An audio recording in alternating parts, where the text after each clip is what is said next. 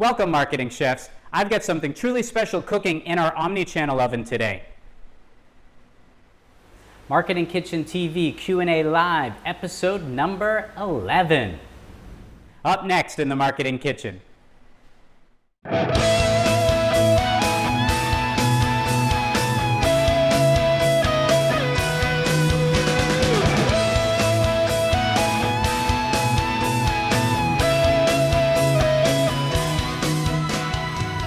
Welcome to the kitchen, the Marketing Kitchen. Hi, I'm Ron Vining, your host of Marketing Kitchen TV. Welcome back, marketing chefs. I'm excited that you've joined us for episode part 11 of our Marketing Q&A TV Live. So just as a reminder, if you'd like to ask a question here on Marketing Kitchen TV YouTube, then go to our companion Twitter account, type in @MarketingKitchenTV with a hashtag Q&A, and I will answer your questions right here on YouTube. So just go to Twitter, ask your question there, make sure you do the hashtag Q&A so it'll come up when I search, and I'll answer your questions here on YouTube. If you have a follow-up, then I'll answer them in the comments section below. We do have a companion Twitter account, and that is also @MarketingKitchen. We also have a companion Instagram account, so just go to @MarketingKitchenTV and you can follow us and like us and just engage with the channel on those platforms as well. I've talked about before that what makes social media work best is when you use one channel and you promote it across all the others. That hopefully draws in a larger audience. So it's kind of like one rising tide raising all boats at one time. So I'd appreciate it if you could do that to help get our metrics up. Now, I've been focused. So since 2020 began, I've only recorded, there's a thunderstorm going on. I'm not sure if you just heard that thunder or not. Since 2020, I've only recorded one Lego video, no music, movies, or TV reviews. But I've done now, this is the 11th Marketing Kitchen TV Q&A Live. So as a result of that, I've actually lost 4 subscribers. So I would really appreciate it if you would like and subscribe to the channel if you haven't done so already. And if you could please tell your family, friends, colleagues about the channel, share it with someone else. So I'm gonna make a plea right here. Please do me a favor and please tell 1 or 2 other people about this channel and ask them to subscribe. So for these marketing Q&As, I've been getting an average of about 30 views so far. Hopefully that will be up to 60 by May, hint, hint. But hopefully, if each of you tell 1 of your friends or 2 of your friends, and you also ask them to subscribe, because it doesn't hurt them to just subscribe to the channel, and maybe like and watch and, you know, I don't know, just maybe soak in some of the marketing goodness that's here, then we can potentially grow the subscriber base by at least 30 to 60 by May. So I'd appreciate that. I'd really appreciate that. So hopefully you can do that for me. As you notice, maybe this video is a little bit different in that I added a light source at my feet. So it's coming up at my face to try to get a little bit more light here. I actually, when I designed, if you watch the masterclass on everything you want to know about content marketing and then some more, I talked about how I designed the Marketing Kitchen for me to be standing over here, as you saw in the intro. And I have lights in the ceiling that were designed to light me up here, not to light up this spot here. And the reason why is this is my working area and I didn't want too much light here. So that being said, this corner is a little bit darker, but the fact with the monitor here, I'm able to view the Twitter and just, anyway, I didn't think about this when I designed the kitchen 5 years ago. I thought about being there. So anyway, just working these out. My goal, by the way, just to let everyone know who tunes in, because this is now another segment. I don't know if you've noticed, but I've recorded the videos in batches. So So I recorded the first 5 videos in one batch, the second 5 in another batch, and now I'm going to film 6 of these to be, or maybe more, the final batch for to bring us into spring before I start doing some other things with the channel, okay? So just letting you know. As you can see in the back here, I changing that up for each of the videos, just for fun's sake. And yeah, I cook in the kitchen, right? So actually some of that's changed on that side too. So anyhow, what am I trying to say? Oh yeah, I've got a ton of Lego videos that I need to finish recording, or I need to edit and then see whether they work into this split screen fashion, or I go back to filming from over here. So anyway, just telling you some process things. I've been so busy actually with UMass Boston that, so my work as an adjunct professor at UMass Boston, that I haven't done much with AppFlix yet. And so an AppFlix is in one of the corners here. Take a look, you can go take a look at the unfinished website. But I need to actually map out some aspects of that before I hand it off to a new developer. I'm not sure if I've shared with everyone the drama that happened, but I had one developer quit early on. Then I had another developer who had committed to finishing the site end to end for a January so in December for a January launch. And I would have loved to have had that site up during the time that everybody's been home quarantined and watching streaming content. So he really screwed me over, and yeah, so that's where we're at with that, unfortunately. Going forward, I need to find a new developer. I think I've identified one, but I need to do a lot of back-end work myself before that happens, and yeah, I don't know. It's been a mess. But that is the future. That's the future of the business line that I want to go into streaming content, as well as with my Learnomi and my automated influx brands. So the 2 pieces of technology that are also being created. Anyhow, all right, that's sort of my monologue. I always give a monologue on like the first batch of episodes back. I've been wanting to film a video too, just sort of about, not a marketing Q&A one, but just on the state of affairs about what's going on in the world. And I guess I just want to say this one piece out, and then I'll be doing a separate video on that. But medicine, science, government, they have failed you. They have failed me.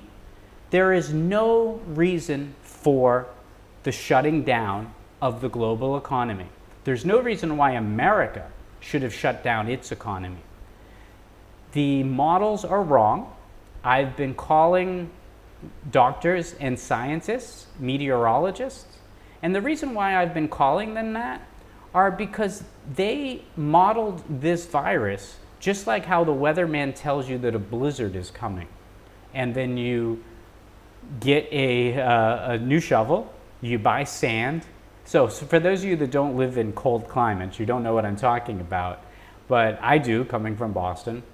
So when you get a blizzard warning, you make sure that you have gasoline for your snowblower, if you have one, if you're lucky enough to have one. You get a shovel. You make sure that you have sand. You make sure that you have rock salt. You make sure that you have some supplies, because if a blizzard comes, you might be trapped in your home. Now, weathermen often get the weather wrong, and nobody holds them to it. And what happens is that they forecast a blizzard, you end up just getting a couple of flakes, and everybody's happy about it. Maybe there were some days of school that were canceled. Maybe there was a run on supplies in the stores, but the retailers like that, and life goes on. Unfortunately, our doctors and more so our scientists, but shame though on our elected officials who listened to these individuals and believed their false models, which led to the fear of a pandemic that would be catastrophic and then therefore shut down the economy. Well, unfortunately, or fortunately, I guess, they were completely wrong. But by being completely wrong, they have killed the patient to cure the flu. Because that's what it is. It's a flu. It's a strong flu. It's an aggressive flu. It doesn't actually kill people. It exaggerates one's conditions or brings in side effects that do kill. But their math was wrong. Their models were wrong. Their predictions were wrong. And now we have a flat economy. We have what, 13 in the United States alone? 13 million unemployed? Or sorry, 17 million unemployed when there was only 3 million unemployed prior to. This economy is not going to restart itself. The package that was voted on is not going to kickstart the economy. Okay, where do we go from here? I had seen a few of the questions when I retweeted them to the feed, and I know that a number of them do focus on marketing in this particular environment. So I don't want to keep complaining about what's happening. You can see that on my personal Twitter feed, the @RonaldVining one. I think it's in that corner. There I am quite critical of what's been happening. And I've also offered solutions. And I'm going to offer solutions here when you ask them in the questions there about what are some of the ways we can get things going again. But I am very disappointed. There will be more. This one thing I can guarantee you, because I'm a former elected official, I'm a former government official, and as a business consultant, I understand the economy. There will be more people who will die as a result of the shutting down of the economy, of the lockdown. There will be more trauma to families as a result of the lockdown, and there will be more trauma to businesses as a result of the lockdown than the virus itself. And that is a sin, and that is a shame, and that is a complete and utter failure of government. And I fully trust President Donald Trump because he gave us the great economy that we had before the pandemic. And I firmly believe that he, not his opponent, would take us back to that level of progress, but it may take another 4 years. And I will be voting for Donald Trump. Maybe I'm not 100% satisfied in the way that this has been handled, but I'm more confident in his ability to restart the economy over the next 4 years if he gets a second term than I am his opponent, because his opponent would not. And his opponent would side with China. His opponent would continue to fleece our economy, as was the case with the administration before Trump became president. So yeah, I guess I wasn't going to record this video, but I did it anyway. All right, sorry for that tangent. Let's get to episode 11 of your Marketing Kitchen TV Q&A live. Okay, here we go.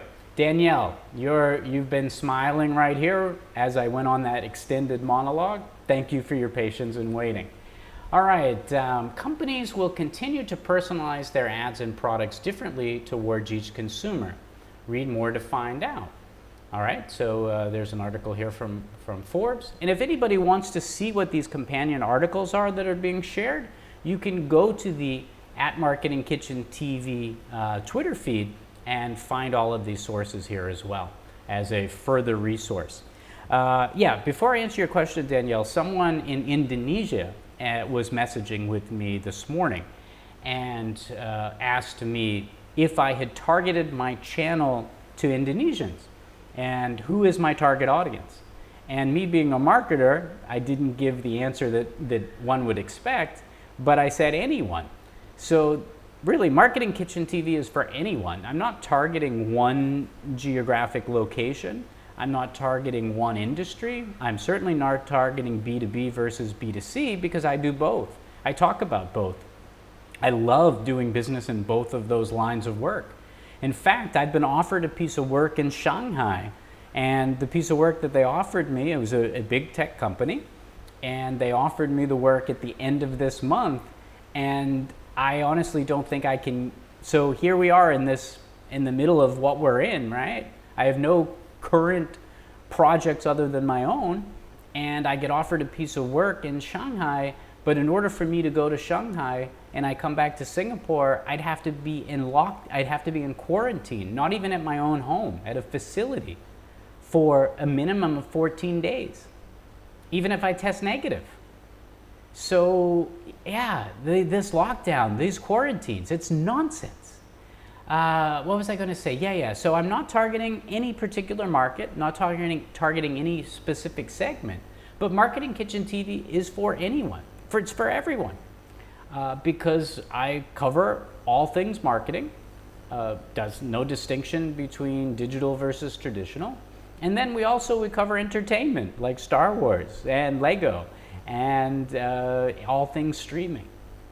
So we'll be getting to those videos as soon as I've got a handle on UMass. All right, didn't shave today. I think this is like the second time only that I haven't shaved on the marketing before getting into the Marketing Kitchen. Okay, Danielle, your specific question is, will consumers stop putting their personal information in social media platforms to stop getting personal? Okay, stop getting personal ads. And got to remember where my timer is here. Get ready and start. Okay. All right, Danielle. Will consumers stop putting their personal information in social media platforms to stop getting personal? And the answer is, I don't think so. I think consumers will continue to be personal in their social media. I know for one that even though I'm in the space and I know how the data is collected, how they're making use of it, etc. too, I still do personal posts. Have I limited to where I post my content? Yes.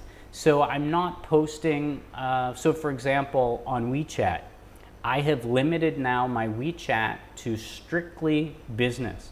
I don't do anything personal on there anymore. I certainly don't do any personal messaging with anyone on that platform because I know that Chinese government is spying on that, just like they are on TikTok. When it comes to Facebook, I am very careful on what I post, and more importantly, I'm very careful about my settings on Facebook. So I've got it targeted for family and friends only. I only add close friends and family. I will allow other people to follow the page, but I won't add them, so they will not be able to see most of the content because it's restricted to family and friends. And I'm careful about what I do there. On Instagram, for me, that's nonsense. So I post things that are benign. Could they ever come back to haunt me? Possibly. I think if any of my social media that comes back to haunt me, it would be if the end-to-end encryption failed on WhatsApp and the conversations that happened there. But I certainly don't have conversations any longer on WeChat. I won't on Instagram. I won't on Facebook Messenger. So, and I'm also careful about what I say actually on iTunes, not on iTunes, on Apple Messenger, because of recent cases that have happened where information backed up to iCloud servers have been accessed by governments and by corporations, and I just don't like that. So anyway, so time's out here, but to answer your question, Danielle, I don't believe that individuals will stop the content that they're posting because it's become the new normal. I think, though, that a consumer should be careful about which of the channels they're giving their data to, especially with when a company asks. So never log in with Facebook, for example. I'm giving you an extended answer, Danielle. Never log in with Facebook. When you log in with Facebook, then all of your Facebook data is shared and vice versa. So then it's going to certainly be misused. So you have to be careful with that. And with Twitter, so I mentioned if I'm ever going to get in trouble, it would be with WhatsApp. It'll probably also happen with Twitter because I post a lot of political statements there. And if you didn't know, I do plan to run for office again one day. And I won't say what that office is. I will say, though, that it will require a huge financial investment. So it will not be a local race. It will not be a district or a county. It will be big. And yeah, my tweets will certainly come back to haunt me. What I say in these videos may come back to haunt me as well. But you know what? I don't care, because I am stating my position and my beliefs, and hopefully I'll be consistent. And if I did make a mistake or situation changed and things changed, then I'll fess up to it and we'll move on with it. And I think we just have to be careful, though. So I find myself censoring a bit, just because I am aware of how things will come back to haunt someone. Think about James Gunn, the director of Guardians of the Galaxy 1 and 2. He had made a comment 10 years ago that the Me Too movement, I believe it was, found to be offensive. And as a result, he was fired from directing Guardians of the Galaxy 3, even though he had pre-prepared a trilogy story arc for Guardians. However, though, when the actors had protested, saying that they were going to not reprise their roles, both so for Infinity War and Endgame, as well as in Guardians 3, Disney blinked. And Alan Horn, the head of the studio, gave him his job back. So he'll be back for that. He did a mea culpa and apologized for it, and he didn't overreact when it had happened. So yeah, anyway, I gave you an extended answer, Danielle. Hopefully that was good. Let's see. If you're not, ask in the comment section below and I will follow on. I was a little rough getting started back today. Didn't shave. It's a Monday, so it's the day after Easter. For those of you that are Christians around the world, it was a shame that we were not able to celebrate as we normally do. But I wish you all well. And those of other faiths, I wish you well too. And for whatever belief you may hold, or if you don't hold it all good too. This is an equal opportunity channel. All right, thank you very much for visiting us for episode 11 of the Marketing Kitchen TV Q&A Live. Please go to @MarketingKitchenTV Twitter and enter the hashtag or type in Q&A and ask a question on that platform, and I'll answer it here on YouTube. Please also go to the same handle to go to Instagram, and I just would appreciate, we'll be doing some new content there at some point as well to differentiate, going back to one of the questions about what do you differentiate on the channels for that. Haven't had the chance to work on that yet, but that'll be a big focus for doing stories, which will then be paired onto some other platforms as well. Thank you very much for your questions. Because some of the episodes went really long, what I've decided to do is take episodes 11, 12, and 13 and divide them up. So I'm actually, out of the 3 that I recorded, I'm going to get 11, 12, 13, 14, 15, and 16. So I'm going to take 3 long videos and I'm going to make them into 6 shorter videos. So I'll try to sync up the endings to make sure that you know which was which, beyond what you'll see in the thumbnail and also in the description. But if you hear me call it an episode number that it isn't, it's not you hearing things, it's not me being crazy, it's because I decided to cut them up to make them shorter runtime for each of you. Thanks a lot for watching episode 11. I hope you enjoyed this episode. Remember, there's always fresh content simmering on our storytelling stovetop. So whatever happens in this kitchen shouldn't stay in this marketing kitchen. I'm Ron Vining, your host, reminding you to invite your family and friends to the next episode of Marketing Kitchen TV. Holding on to someday.